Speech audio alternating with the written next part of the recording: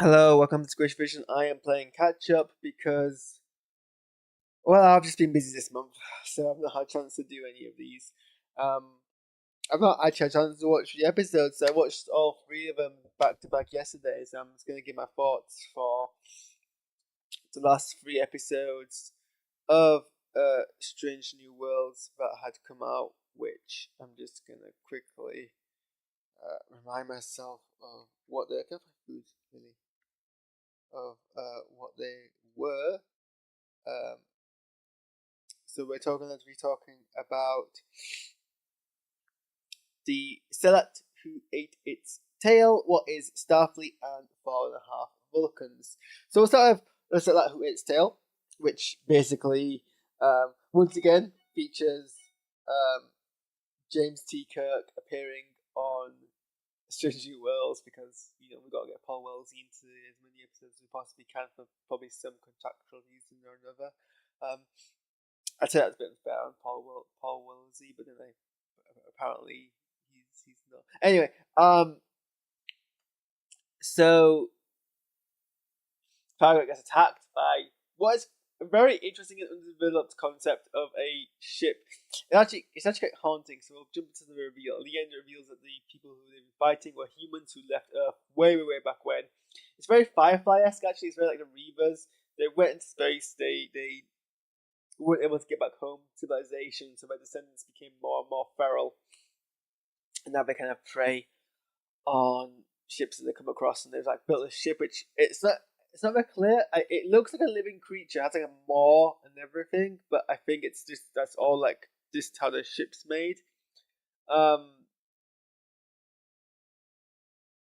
it is very Firefly. I thought the idea that the villains at the end were ultimately just some humans who left space after World War III.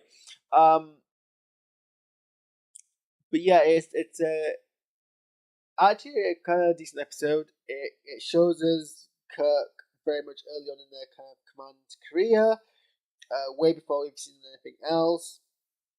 And I guess, Alaikum Salam, Mahdi Hassan. And I guess kind of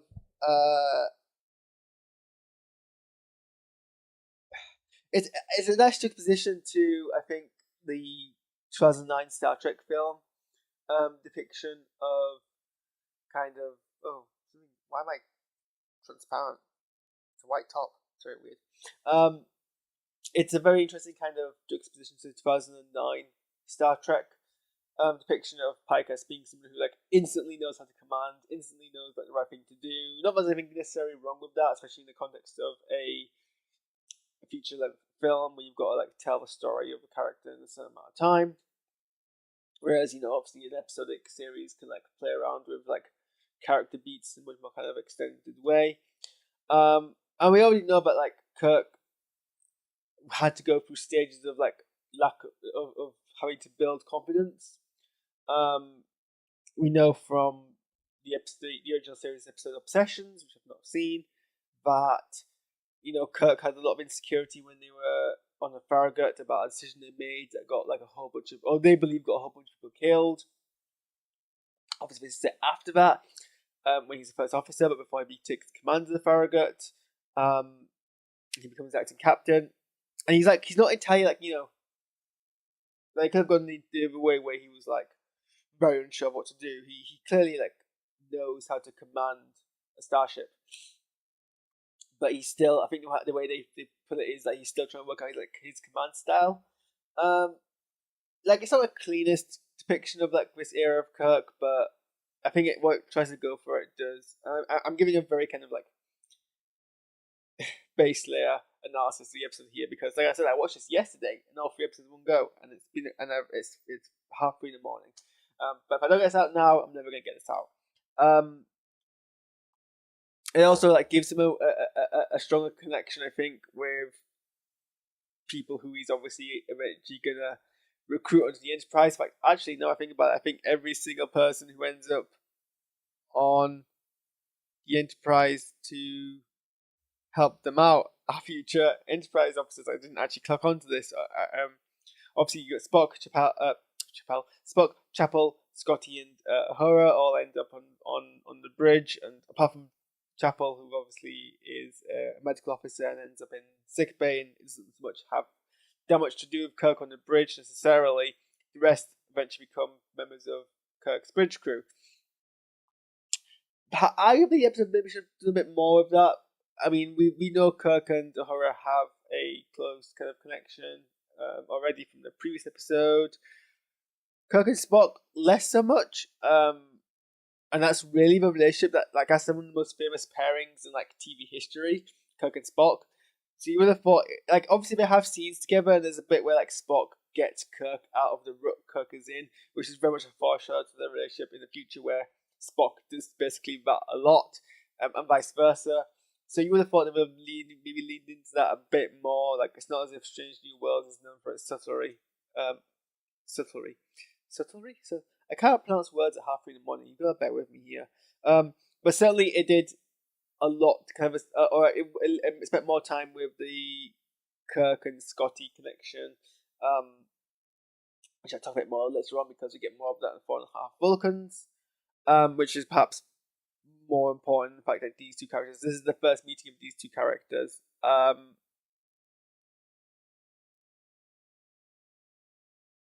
But yeah, I like the twist at the end. I like seeing a Pike who is much more kind of wary. You've got Kirk struggling with the beginning of his command career. You've got Pike who's more advanced in his command career, but still we see him struggling with the concept of people under his command dying, and that haunting him.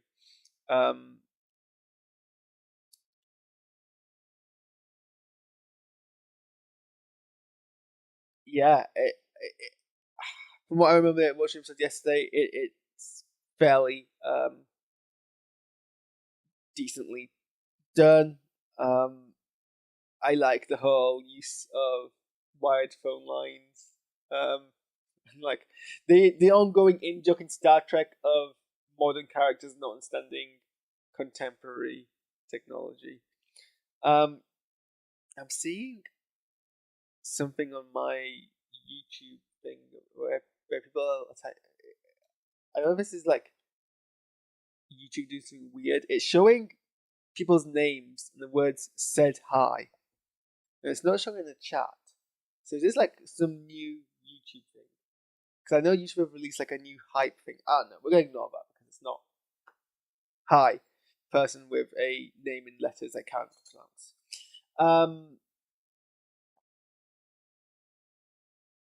So yeah, I think the execution could have been better, but there were some strong parts of the episode. It was a good classical Star Trek episode, and I think it does it does balance the whole. Well, we know Kirk is going to be one of the best captains in Star Trek history.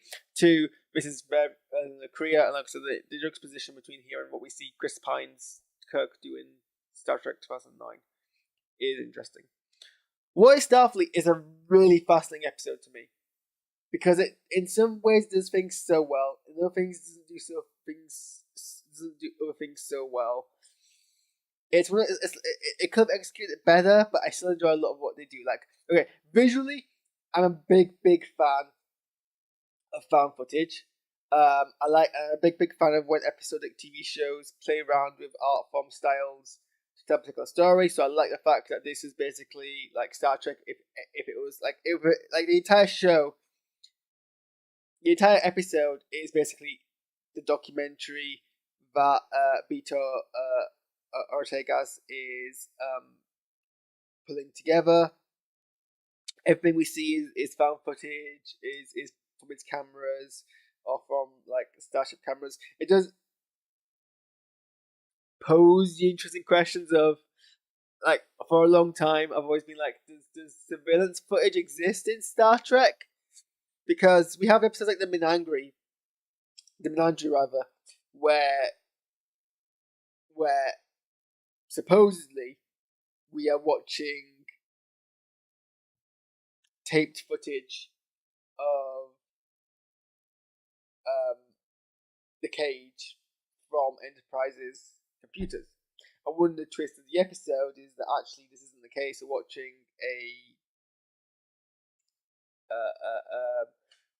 a illusion that the aliens are creating from Pike's memory.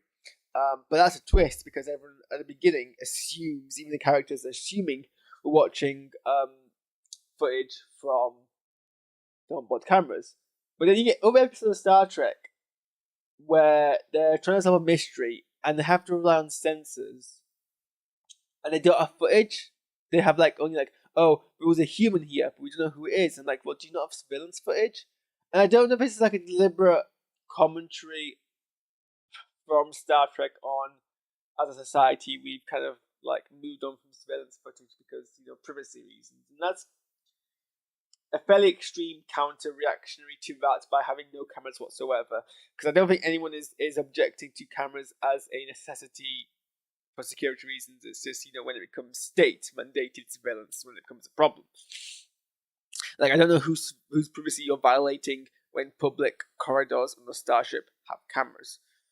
This episode seems to imply these cameras only activate during an emergency, which I guess is a fair compromise, and I guess it kind of explains why we've never seen it in the past. But hey, there's a whole bunch of episodes where a murder has happened and we can't prove who it is because there's no camera footage, and you have to question, would this have been better if would this have gone better if there was?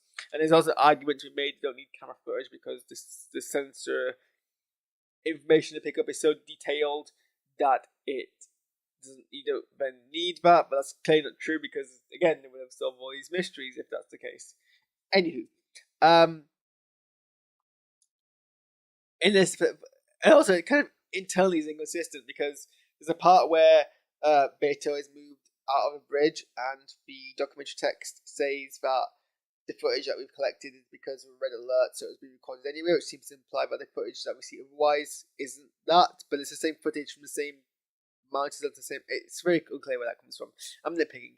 I like the fact this entire show we are only seeing things through this camera, through Beto's drones. And I like the idea that in this future you don't have personal cameras, you just control a bunch of drones. Not actually in a fairly realistic direction. I mean, we're seeing handheld drones now with the DJI, not even the mini, the really small one that you use hand gestures control. So it's fairly realistic that that's actually what would happen. But yeah, I like the fact that the entire episode is either camera footage from surveillance cameras or it's one of these drones. And kudos to the actors because I'm sure as an experienced actor, you train yourself to actively not look at camera directly into the camera, and it's not even it's different in here because they're being asked to very casually, very normally look at camera as if you're a normal person who's not used to cameras going around. There's multiple times in the scene they'll just be talking to each other and the characters occasionally glance at the camera because it's past their eye line, and that's the natural thing your eye would do. But as an actor, you presumably would train yourself out of doing that, so I have to appreciate the counter training that has to be in process here. But apart from that, the visual style, as a documentary filmmaker myself, I watch this episode being this is a very oddly kind of structured together documentary.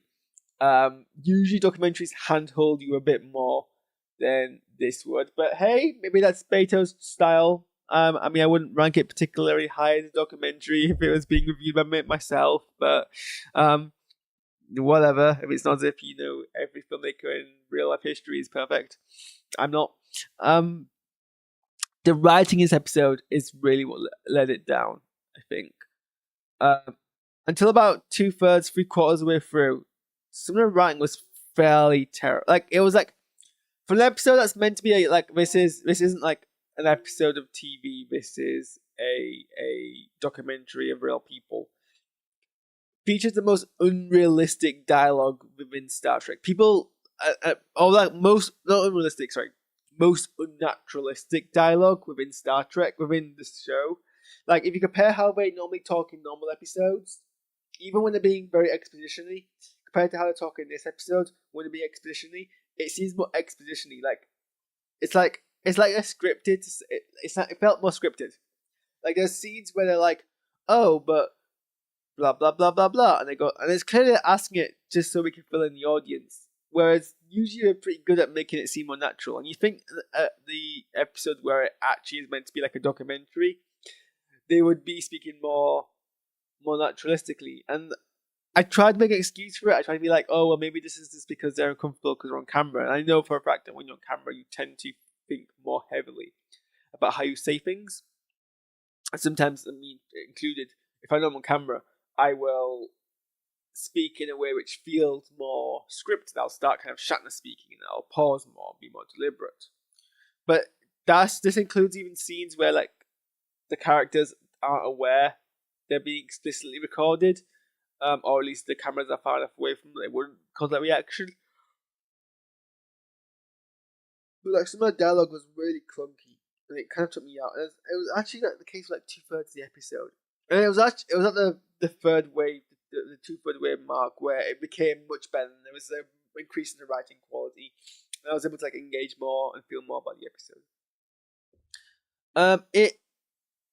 It was a weird documentary. Well, actually, it was a weird plot. And I guess you could make some allowances because we don't see the full story. We're seeing it very much from Beethoven's perspective, like directly. But the idea that Starfleet would tell the Enterprise to go and transport a alien. I think it's sort of the premise is that the Enterprise has been ordered to transport an alien which has been modified into a weapon to an active war zone to support a species at war who aren't part of the Federation. Which does seem like, problematic. And I get that from a writing perspective, they're trying to give us a dilemma that we can tell multiple sides of the story with, so that they can give us multiple perspectives. But I think they could have been a bit more clever, because I think weaponized innocent creature is a hard thing to make grey. And I think this episode became better when that greyness started to become a bit more of a problem. Like when it got to the point where the Starfleet crew were having like questioning it a bit more. It's a lot to swallow about this crew, who's a protagonist, would be fully willing to support this for as long as they did, and it's why it kind of became much more easy to swallow when they were starting to like accept that this is problematic, and they were more strongly advocating to not be part of it. If that kind of makes sense. But maybe I'm doing this episode disjustice, and maybe I need to appreciate the fact that we see it from a unreliable narrator for most of the time, and actually maybe it reflects Beto's kind of like accepting of a difficult situation that Starfleet's in and his own personal prejudice, that once he realizes this, the episode becomes a bit more forgiving. It's either really clever in its use of the unreliable narrator, or it's not clever enough, and I can't tell which way it swings, because it is like, I guess it's not without the realms of Starfleet for political reasons to decide to like do this, but I feel like there should have been more. I mean, really, this is I think, going back to what I was saying earlier, or like just now rather, it's a dilemma that really should have been its own episode focus. And there's loads about like Starfleet being problematic that you could have explored instead. Things about like how Starfleet's really a colonial force. Like Beto even says it in his opening narration. Starfleet, like invaders, colonizes, and that's always been the case. Even like way back in the original series, the Federation colonized planets, but it was like the good colonization where you're not stealing land. It's the colonization where you're literally just making a colony on a planet that no one else inhabits. So this episode kind of like examined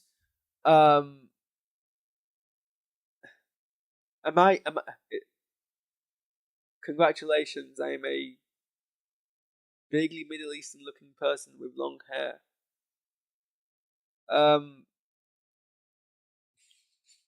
Bizarre take. Where was I? Yeah, I feel like there's a lot about the problematic aspects of Starfleet that you could contextualize in this format, that haven't been really addressed or called out. You know, things that exist in the original series that are products of its time. You could have used this to call out. I don't know. I feel like they were going for a thing, and they did the thing, and they did it quite well. But they could have done it a different way, and how would do it again, kind of thing. If that makes sense. I have mixed views on what is Starfleet. 4.5 Vulcans, just to move things along, was an episode I was kind of initially prejudiced against because it was the episode that an entire clip, like they released an entire like scene as a preview before the series launched, and I avoided watching it because I heard, and this is I guess my bad,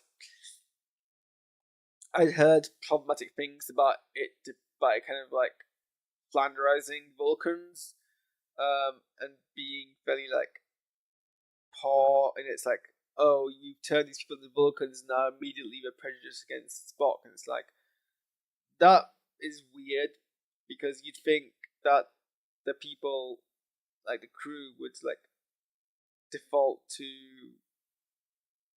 the fact that they already know Spock. I was being unfair, because when I watch the episode, actually two things. One, that like there's more context to transformation and why it impacts their mental state, and you could easily excuse it as, oh well, obviously because they're under the influence of like a mind of like species changing drugs, they're gonna be thinking differently, and like they weren't necessarily so much prejudiced against Spock as they were being overly literal with answers, and you could excuse that as a kind of sound effect. I mean, obviously, like they're not born Vulcan, they're not like grown up Vulcan. You suddenly they become Vulcan, and you would kind of like overcompensate to that and become a bit more extreme in your responses, and that makes sense in a kind of weird way. So it became like it was less problematic than I thought it would be. That, and also it was generally like a really funny episode. 4.5 Vulcans was actually hilarious, made me laugh. It had some cute moments. It had some I like it was a comedic episode, but like it was a comedic episode that would fit very well in like TOS or DS9 or Voyager. The fact that the crew turned Vulcan, I think they were being Vulcan, but obviously with a modern kind of like comedic twist to it, rather than how comedy would work back then. So yes, it's sure it's less subtle, but it does work for like it does work in the kind of context of the show. I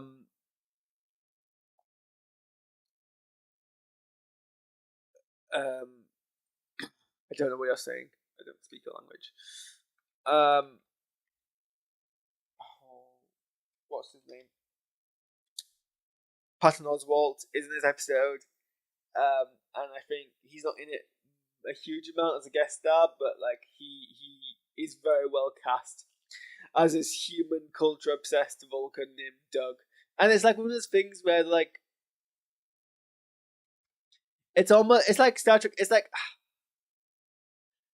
shows aren't always very good at like ripping off themselves, and usually will leave the ripping of a show to a different show altogether.